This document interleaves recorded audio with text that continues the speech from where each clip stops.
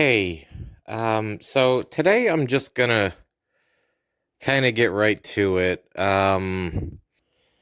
While normally I do love having this be an escape, having this be just a little place to come and chill, and I want people who are,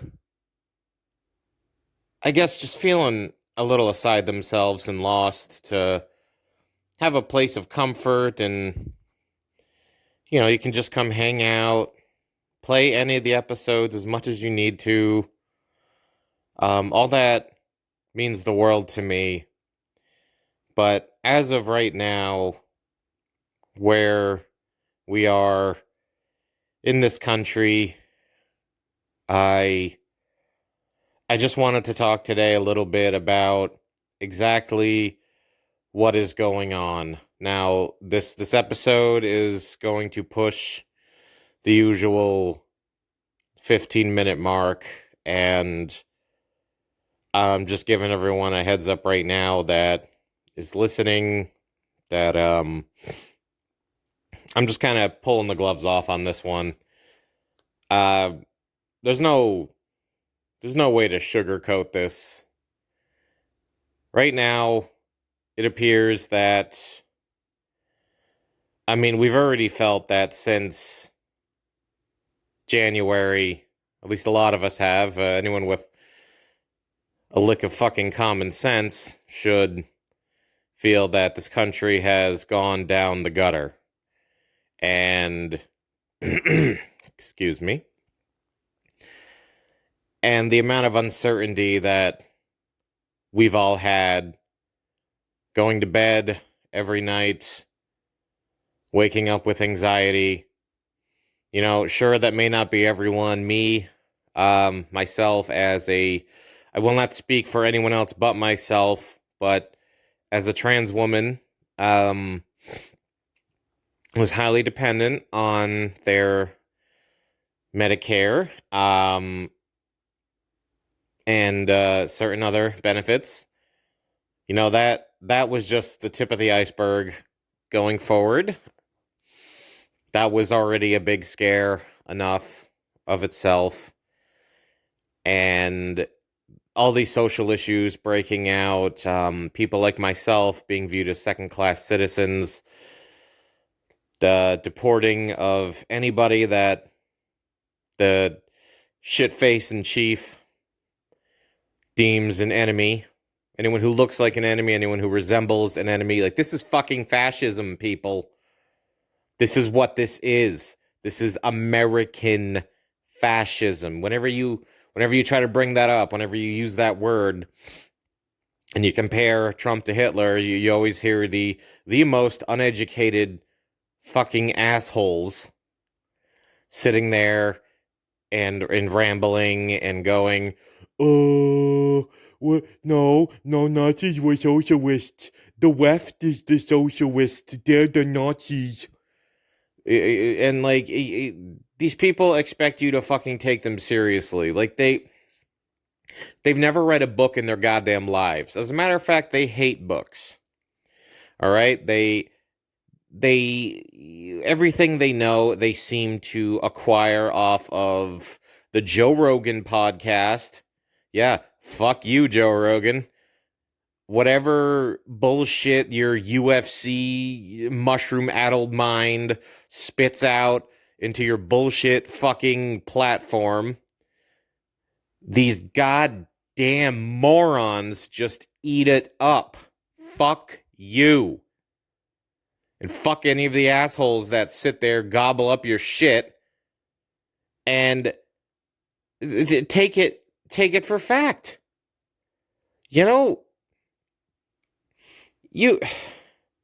Moving on from Joe Rogan here, but I really just felt the need to get that off my chest.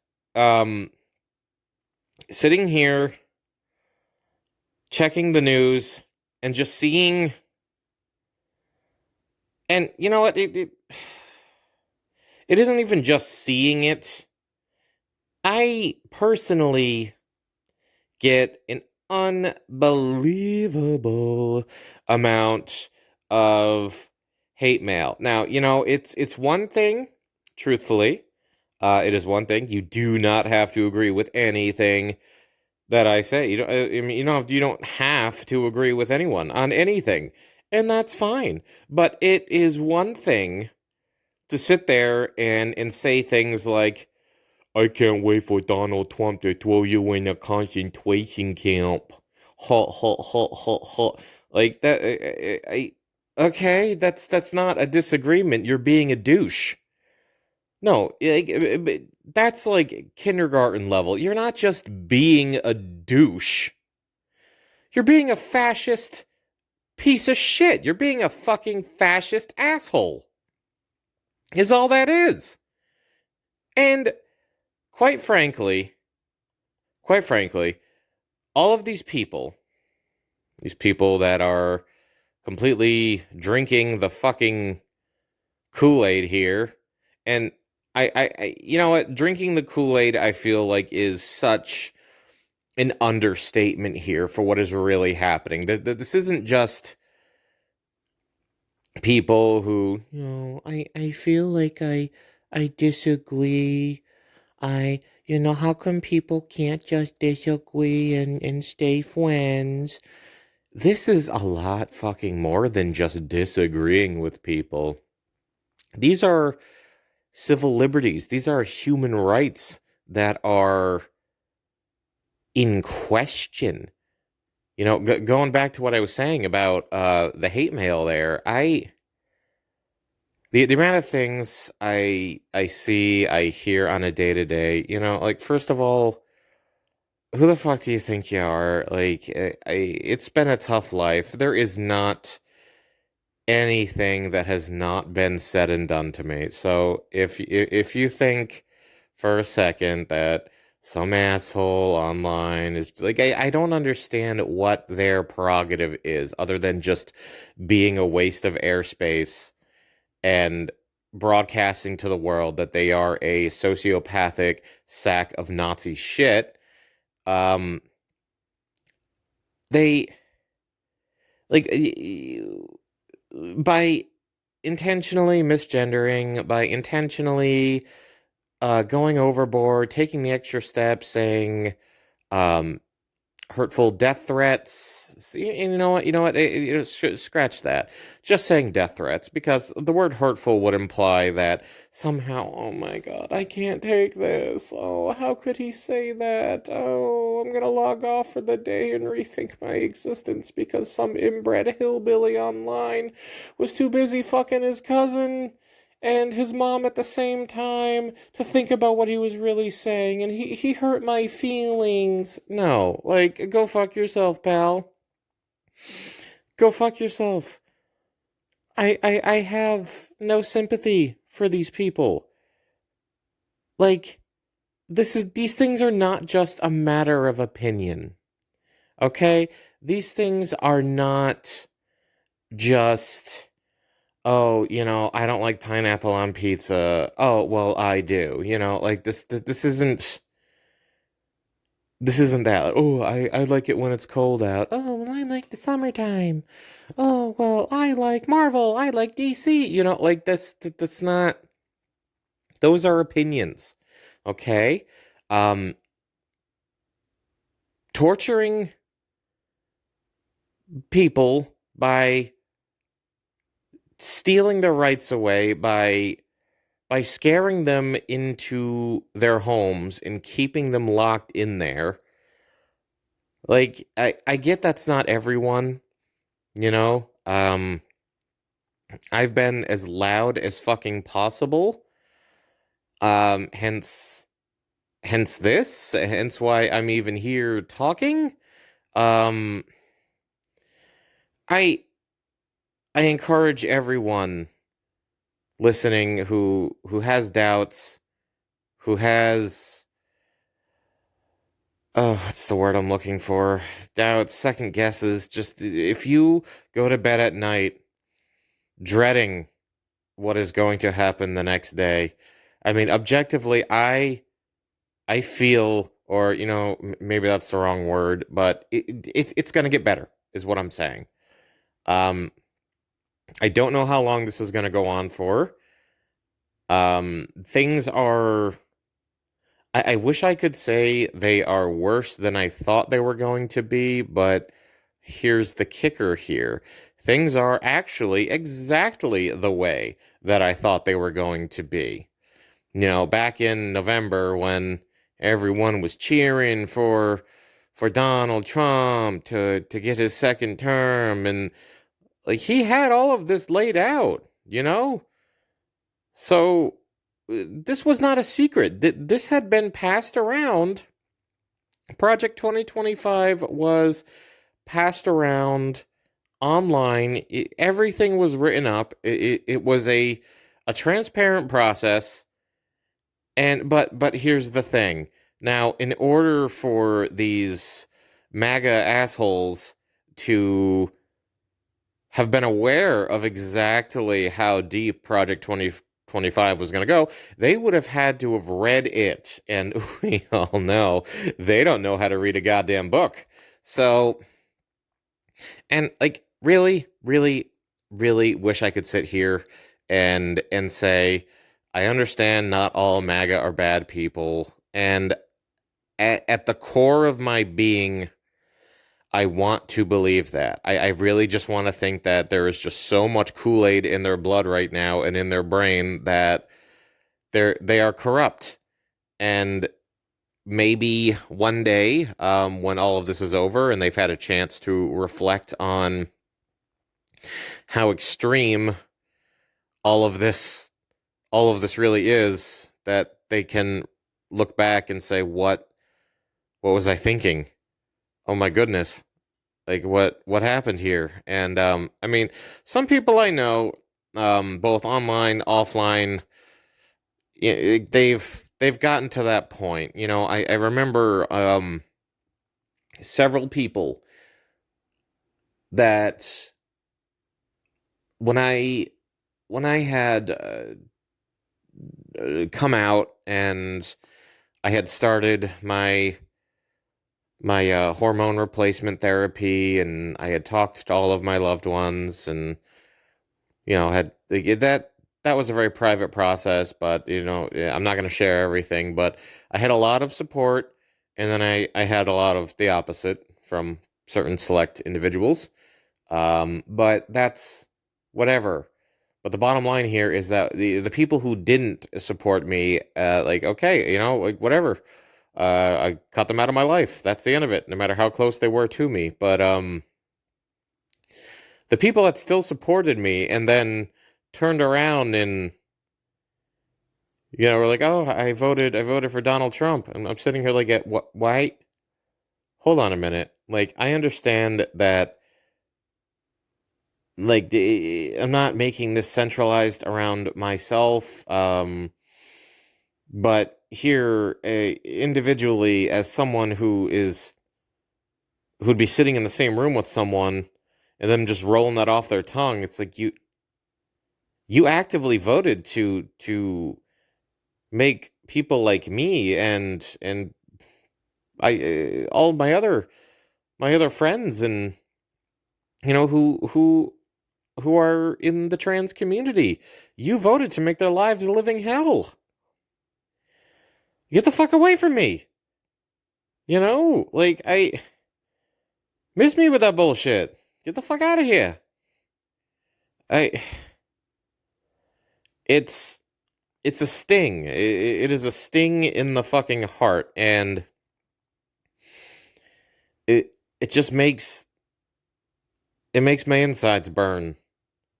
Not out of anger, not out of like necessarily sorrow, but of betrayal. Betrayal is a feeling that really stands out. It's, I feel like it hurts more than sorrow. Like betrayal is like when something makes you feel like shit, like you feel like shit. That's it. It's like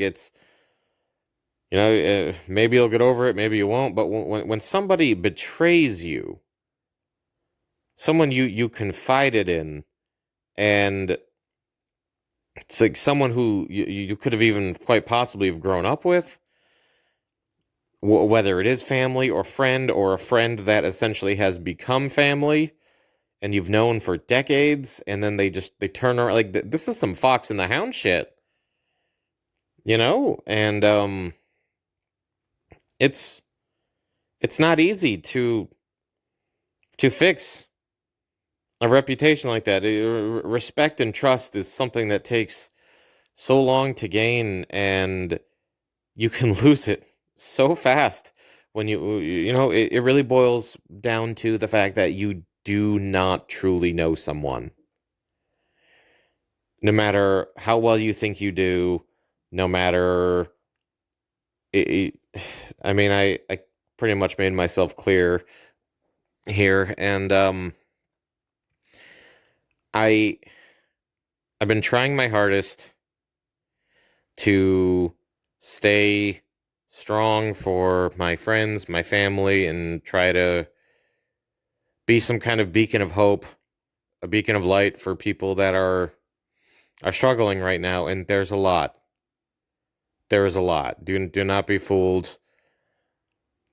There's a lot of people right now waking up, and they're just uncertain of why they keep waking up. Where is this all going to lead? I wish I could say that nothing like this has happened in our nation's history, but it always does. And that's the thing. There's always times like this that come back. I don't know if it's just human nature or the human equation or whatever you want to call it. History repeating itself. But, things just can never seem to genuinely be peaceful.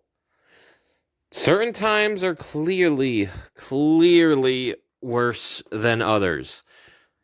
And I cannot stress enough that right now is a time when we all need to stand together, to stay strong for each other, to have each other's backs.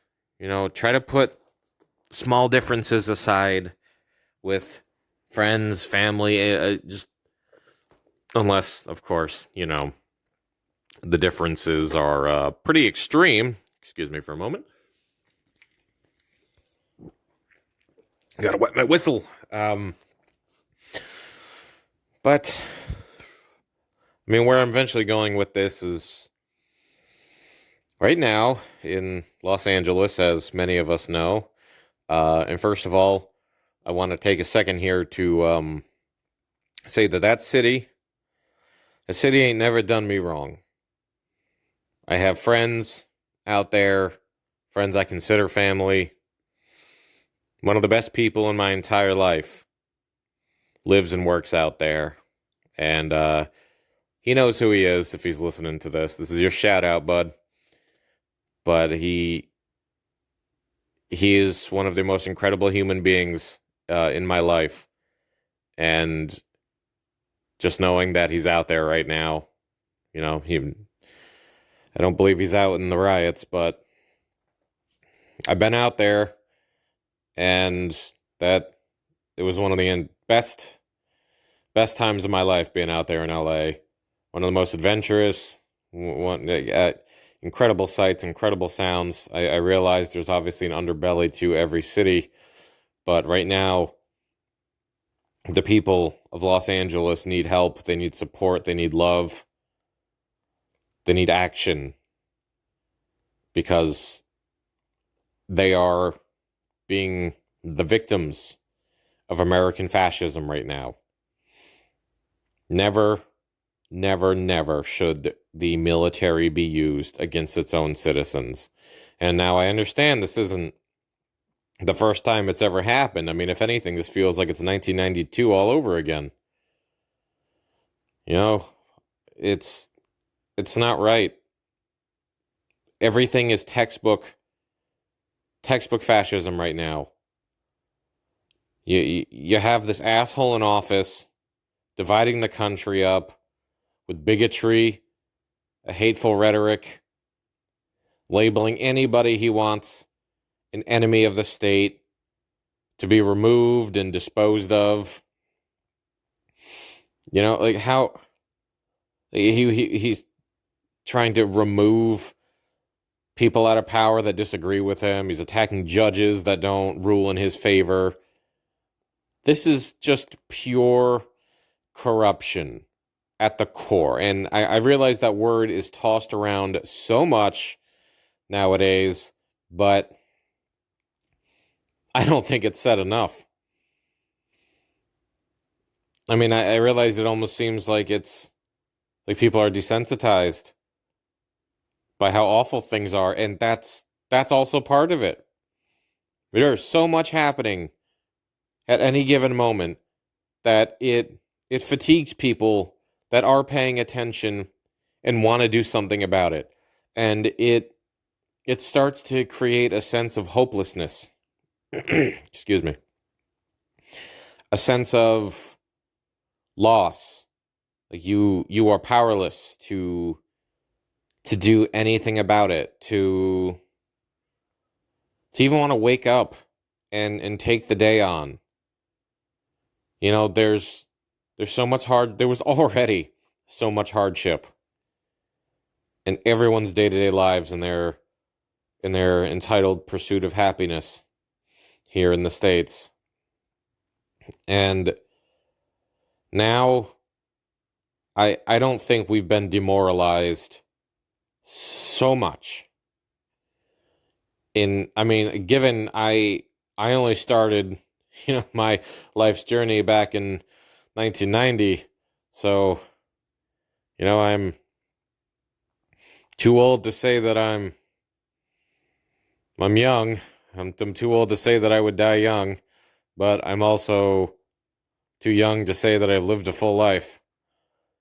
So from everything I've experienced in my life, growing up, having a social life, having responsibilities, learning, adapting as anybody else does, all of that was hard in and of itself, for social reasons, for just existing. Existing was tough. Finances have always been tough. I'm no stranger to poverty. I'm no stranger to struggles. Life has never been fucking easy. It's never been fun. The only people in my life that ever made it worthwhile were my friends and my small family, my immediate family.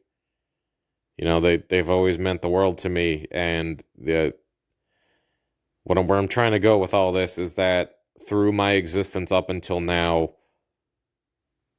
us 90s kids, 80s kids, we've never experienced anything like this. And, this is a tough lesson for generations, even generations after us to follow, of what can happen if we do not value or do not reinforce our rights, our government, our checks and balances system. Everything is blowing up. Everything is being dismantled. People are losing jobs left and right. The federal government is falling apart. Like, look, it's one thing to feel like there needs to be some revision to our federal system. I'm not saying I would even be qualified to, you know what, hold the phone here. Speaking of qualified, never mind here. If we're talking in reality, outside of the MAGA train, then yeah, I'm not qualified to handle, or would be to handle this stuff. But if we're going to start talking about the MAGA train, fucking anyone apparently can get in there and work a job for the federal government. This is fucking ridiculous. The entire cabinet right now is full of people who should not be anywhere near the federal government. They shouldn't be working for people's benefits and tinkering around with citizens' livelihoods and shit like that. But nope, here we are. So I I don't know anymore, man. That's every day you wake up, you try your fucking best, and it just seems like things change by the minute these days. By the minute, you check you check the news, and we're one step closer to a full-on totalitarian fascist oligarchy, and you have all these billionaires making decisions for the little guys here. Like what? These people, right? These billionaires. I do not think, like, I feel like the right sees them as American gods, and they worship them. They seriously fucking worship these people that do not give a flying rat's ass about them. They don't give a fuck what's going on with everyday people like you and me. They don't give a shit. Their billionaires exist to funnel money from the working class. That's what they do. They are sociopaths. They exist to bleed your lives dry. You know, like, these people should not be in charge of people's rights, of health insurance, of people's livelihoods. It's criminal. It's crooked. And now I know you could easily counter that and say, well, you know, so what? Every time you don't like a CEO, they should be unalived, like what happened with Luigi. You're gonna do that every time you don't like someone? Like, dude, I can fucking smell the boots you've been licking from here, bitch. Go fuck yourself. I don't. Why sympathize with someone who is nothing but a villain? Like, what?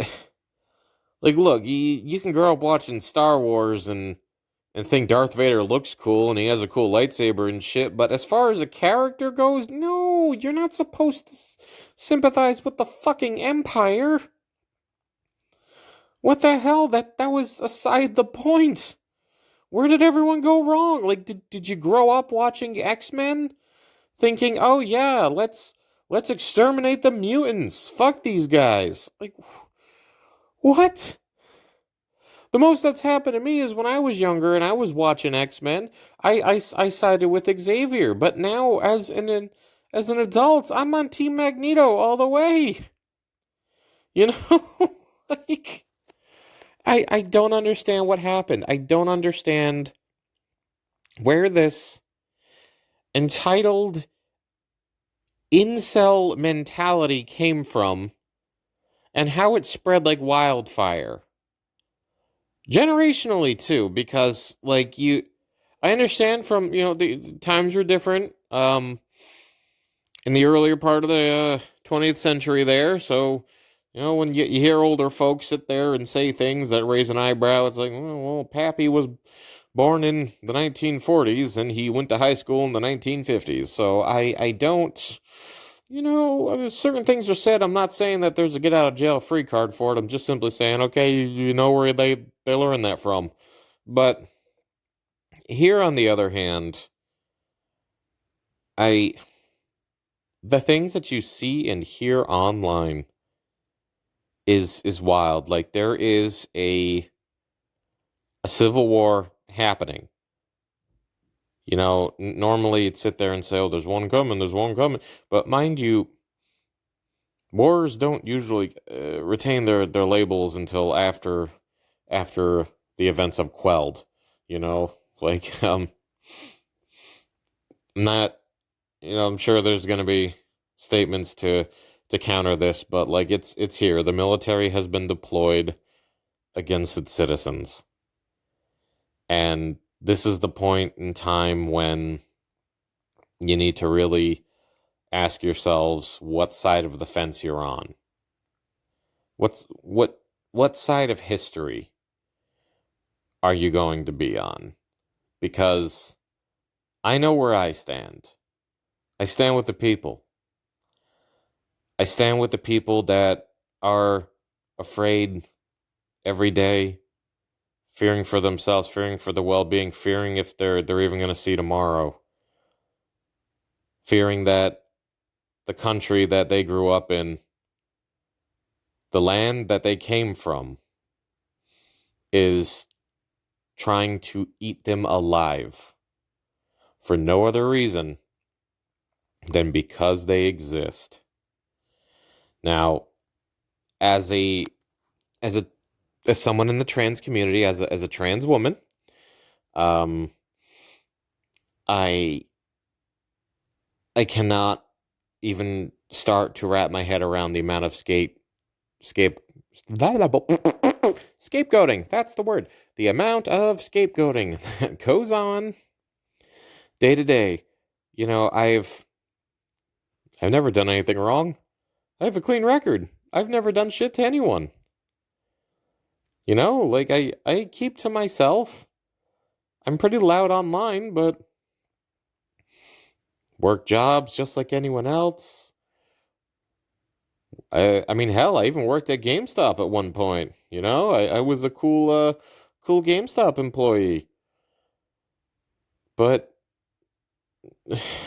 I ran a, or I helped run a pharmacy. I won't say which one, but I helped run a pharmacy for a rather big corporate chain, for many, many, many years. And, I think my first real exposure to the feeling of defeat was running that pharmacy through the pandemic. And that's when I really started getting the taste of the underbelly of human nature, you know, at least here in, like, it's in a rather wealthy community. I mean, there's still a poverty line there of where I was, but mostly it was one percenters that shopped there. And let me just tell you, there is not enough therapy in the world. Even if I saw a therapist 3 times a week and a psychiatrist, I don't think I could ever recover from the amount of shit that I saw then. The needy entitlement, everyone arguing about whether the pandemic is a political issue, whether getting the shots are a political issue. Like the amount, like all I can say is, as someone who was just trying to do their best, trying my hardest to make sure that the people still had some sense of normalcy to their lives, that they could still come in and get the things they needed, but all they had to do was obey simple regulations, like putting a mask on, for fear of, you know, like waking up every day, putting on my name tag, getting ready to go to work, and think, is this going to be the day that I catch this disease and I bring it home and I kill my family and I kill my mother? You know, like that's what I would think every minute of every day. And there was sometimes the anxiety was so bad, I'd have to run in the back room and throw up. Not all over the floor, you know, bathroom, but... And then I would go right back out onto the floor and try harder. And try harder. People coming in, and I remember there was this one instance in particular, right? This guy comes in, and mind you, it was store policy that when we started getting Lysol in again, that I could only sell one bottle per household. He comes up to me with printouts of both his parents' IDs, and to show me that they both have different addresses, and he wanted me to sell him 3 bottles. One for himself, one for his... And, like, that sounds like... I get it. I fucking get it. But I said I couldn't. And he threatened my life.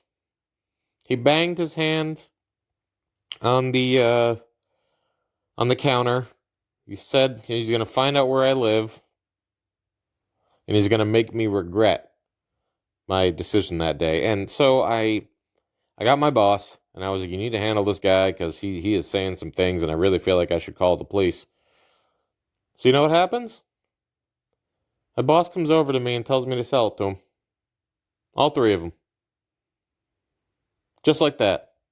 Made me look like a fucking asshole, and not only that, my life was threatened, and the guy still got what he wanted. So the point of diving back into this little COVID story, I'm sure I'll talk about it again some other time, but the point I'm trying to make here is that there is a huge underbelly of humanity, and it is making itself very known. And all I can do is wish everyone the best of luck. I love you all. I'm going to be making episodes like this a lot more going forward. But please take care of yourselves.